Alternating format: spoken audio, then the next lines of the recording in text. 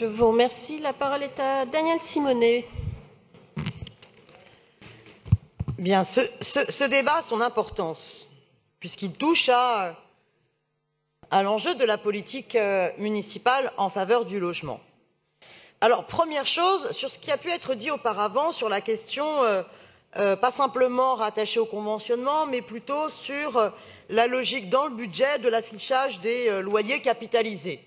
Je voudrais juste rappeler aux élus de cette Assemblée qu'il me semble que l'adjoint, M. Bargeton de l'époque, était en responsabilité pour organiser avec le gouvernement l'acceptation que les loyers capitalisés, il le défendait, apparaissent dans le budget. Donc je trouve ça un peu cocasse que des groupes si proches de celui de M. Bargeton remettent en cause ce modèle-là sans me prononcer sur cet aspect-là du dossier. Reste la question maintenant du conventionnement en tant que tel. Sur le conventionnement, moi je suis favorable au conventionnement. Vous avez 50 000 logements, loyers libres, PLAI, qui dépendent des bailleurs sociaux.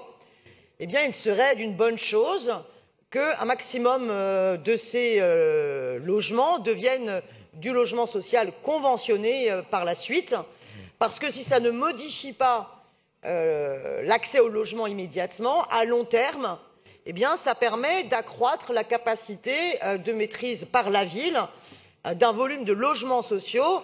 Donc, c'est une bonne chose. Par contre, ce qui ne va pas, c'est que quand on affiche des objectifs de logements sociaux par an, si on affiche une volonté de faire 7 500 logements sociaux, ce qui me semble totalement en deçà des besoins, eh bien, il faut absolument que les conventionnements ne soient pas comptabilisés dans ces mêmes chiffres.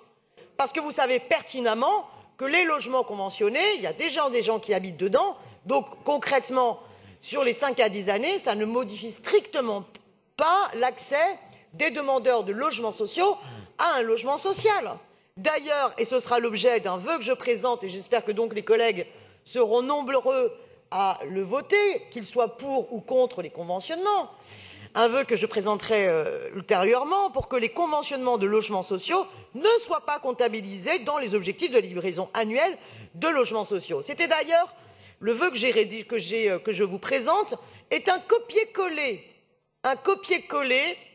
d'un vœu présenté par M. Yann Brossat lorsqu'il était président du groupe communiste et du parti de gauche lors de la mandature précédente. Donc j'ai repris exactement le même vœu en me disant que M. Yann Brossat, aujourd'hui adjoint, doit nous dire est-ce qu'il a changé d'avis et qu'il pense qu'il disait des erreurs sous l'ancienne mandature, ou bien est-ce qu'il est en train aujourd'hui de mener une politique à laquelle lui-même finalement n'adhère pas, mais qu'on nous explique où sont donc les convictions et où est donc l'honnêteté dans l'affichage des chiffres et des ambitions en matière de logement social. Donc évidemment, je voterai néanmoins pour cette délibération, puisque vous avez compris mon point de vue là-dessus. Je suis favorable au conventionnement de logements sociaux, mais je suis par contre favorable qu'on les déconnecte dans notre comptabilité du nombre de production de logements sociaux. Par contre, dernière chose, j'ai entendu jusqu'à présent une critique qui visait à dire « oui, mais alors il n'y a que 25% de logements sociaux construits, bâtis, et ensuite les 75% restants, c'est de la préemption ou du conventionnement ». Mais distinguons, chers collègues, la préemption par ailleurs du conventionnement. Parce que dans une ville ultra-dense comme Paris, où vous avez à peine 5 mètres carrés d'espace vert par habitant, il me semble prioritaire d'acquérir du logement social par la préemption. Et ce que vous faites bien insuffisamment.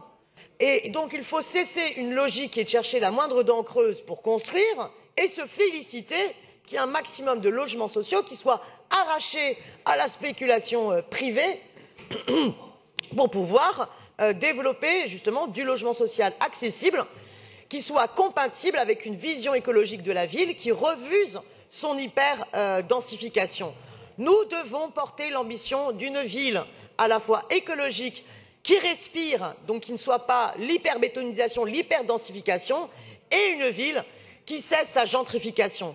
Dernier chiffre, vous savez qu'en 2001, il y avait environ 35% de la population active parisienne issue des classes ouvriers employées.